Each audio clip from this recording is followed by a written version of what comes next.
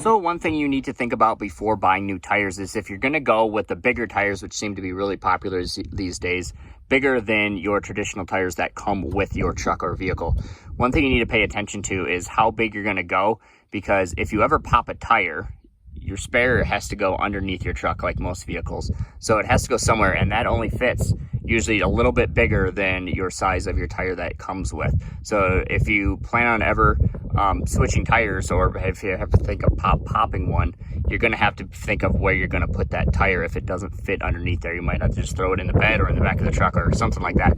But something to think about. So measure that kind of distance underneath there so you know how big you can go for your tires out here.